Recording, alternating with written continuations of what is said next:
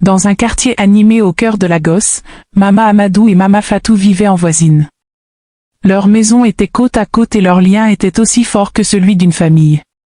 Malgré leurs différences de style éducatif, elles étaient des amies inséparables.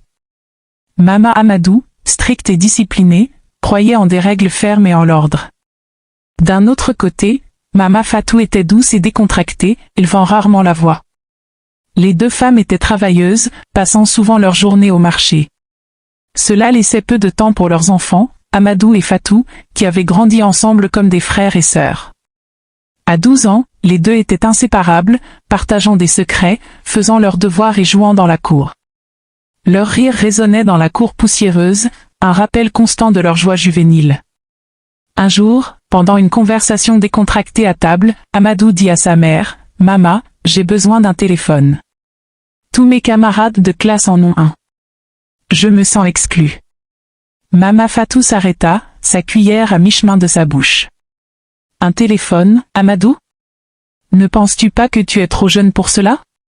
Mais maman, ce n'est pas seulement pour les jeux. Je peux l'utiliser pour étudier aussi, argumenta Amadou, ses grands yeux pleins d'espoir.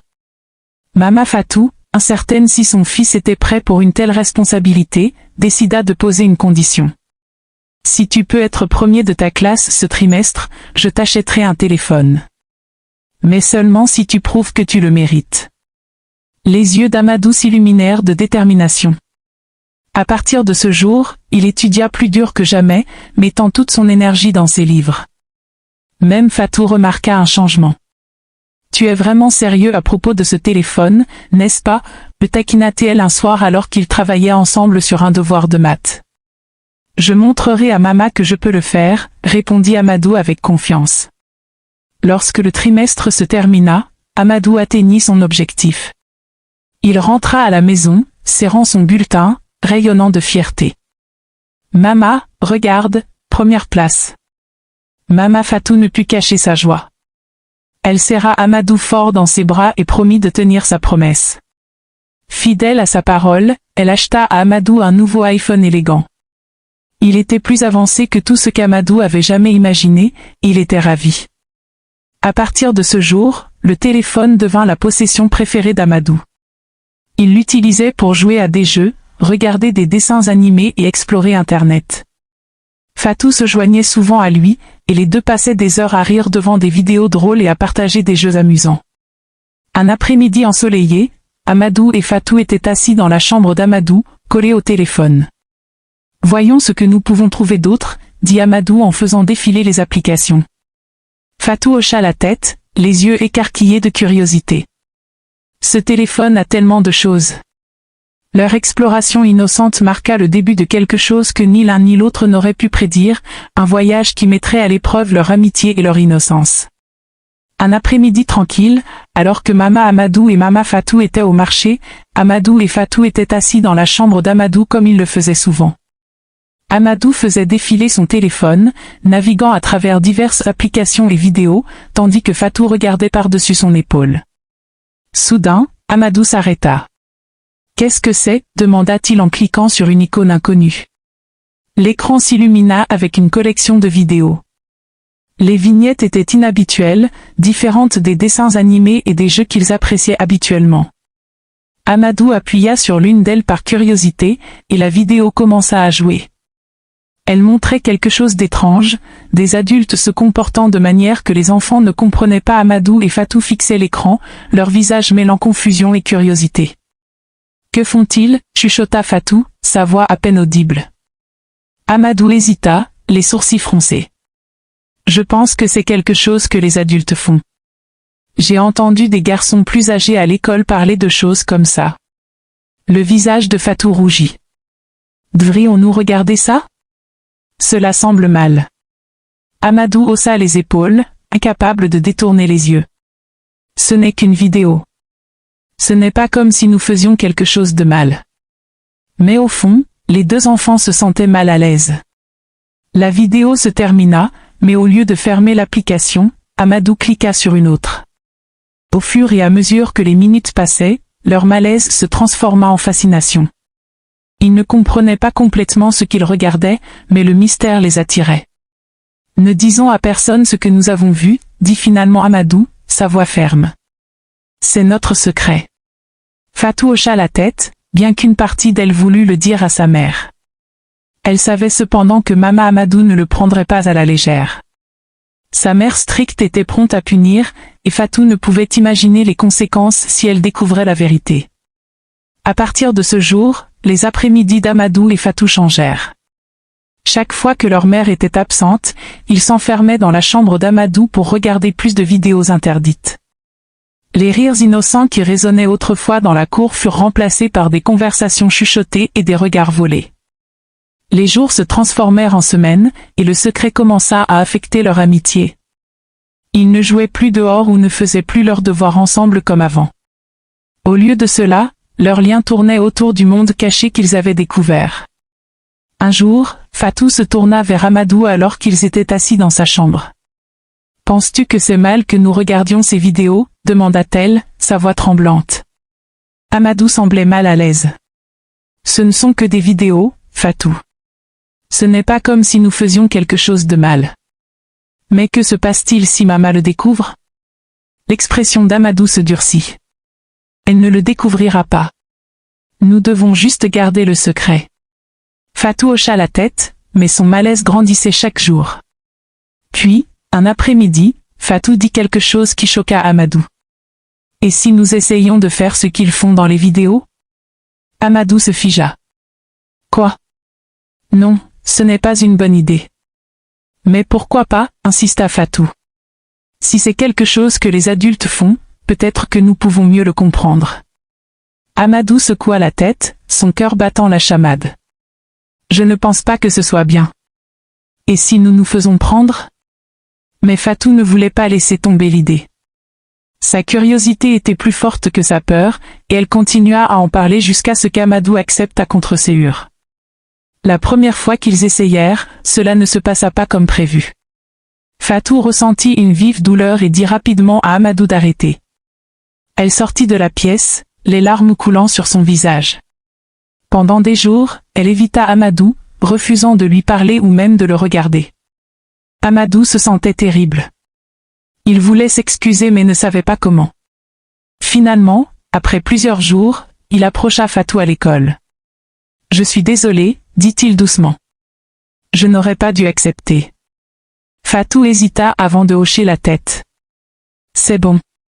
Oublions cela. » Leur amitié revint lentement à la normale, mais les choses ne furent plus jamais tout à fait les mêmes. Puis, un jour, Fatou surprit à nouveau Amadou. « Je pense que nous devrions réessayer, » dit-elle brusquement. Amadou la regarda avec incrédulité. « Quoi ? Fatou, tu sais ce qui s'est passé la dernière fois. »« Cette fois, ce sera différent, » interrompit Fatou. « S'il te plaît, Amadou, ne me déçois pas. » Le cœur d'Amadou se serra. Il ne voulait pas dire oui, mais il ne pouvait supporter l'idée de décevoir Fatou. À contre-séure, il accepta. Un jour après l'école, Amadou et Fatou décidèrent de rester dans une salle de classe vide. L'école était calme et la plupart des élèves et enseignants étaient rentrés chez eux. Fatou regarda Amadou avec détermination dans les yeux. « Es-tu sûr de cela ?» chuchota Amadou nerveusement, regardant autour de lui. Fatou hocha la tête. « Nous serons rapides. Personne ne le saura. » Ils se glissèrent dans les toilettes de l'école, leur cœur battant à la fois de peur et d'anticipation. Juste au moment où ils étaient sur le point d'essayer ce qu'ils avaient vu dans les vidéos, le bruit de pas résonna dans le couloir. Quelqu'un vient, siffla Amadou, attrapant le bras de Fatou. La panique s'installa alors que les pas se rapprochaient. Les enfants sortirent en courant des toilettes, partant dans des directions différentes. C'était le gardien de sécurité de l'école faisant ses rondes de routine. Heureusement, il ne les vit pas, mais l'appel rapproché les laissa tremblants. Lorsqu'ils rentrèrent à la maison ce soir-là, Mama Amadou et Mama Fatou étaient encore au travail. Seul dans le quartier, Fatou se tourna vers Amadou et dit « Nous devons réessayer cette fois à la maison. » Amadou hésita, sa peur évidente. « Je ne sais pas, Fatou. Et si quelqu'un nous attrape ? » « Il n'y a personne ici, » insista Fatou. « Nos mères ne seront pas de retour avant des heures. » À contre-séhur, Amadou accepta. Ils entrèrent dans la chambre d'Amadou et verrouillèrent la porte. Juste au moment où ils allaient commencer, le bruit de la porte d'entrée qui s'ouvrait les fit sursauter. « Amadou, es-tu à la maison ?» La voix de Mama Fatou résonna.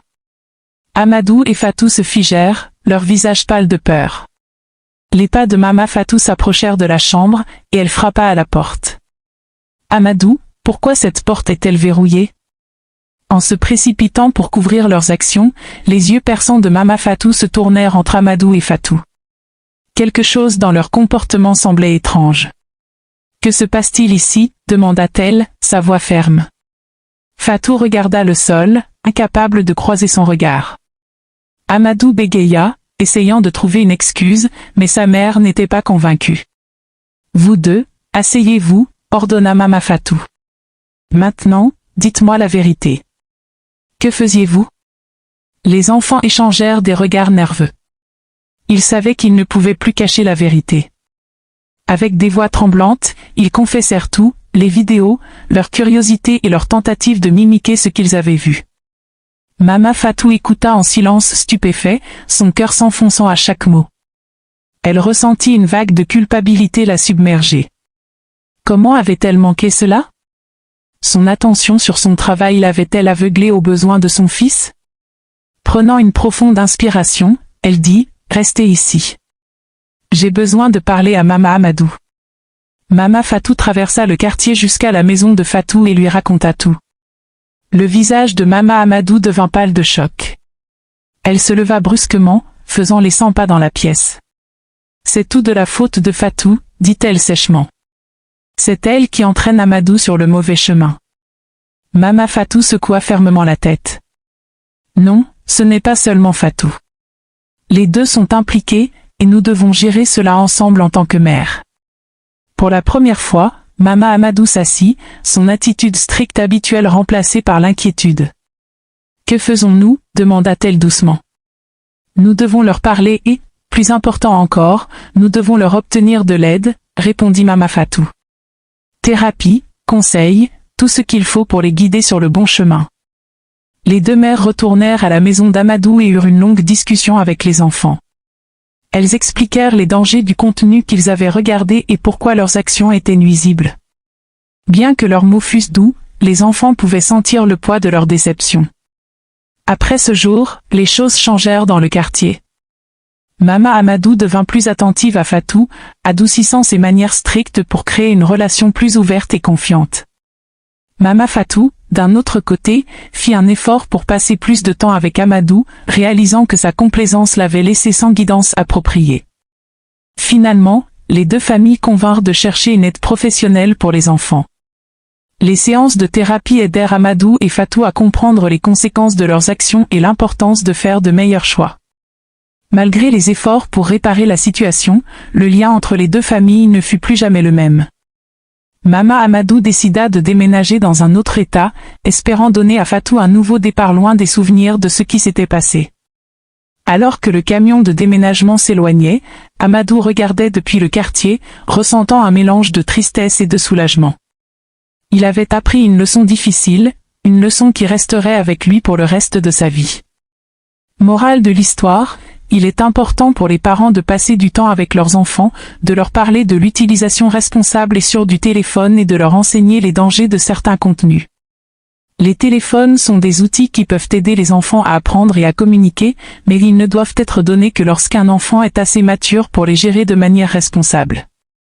Donnez votre avis dans les commentaires. À quel âge pensez-vous que les parents devraient acheter un téléphone pour leurs enfants ?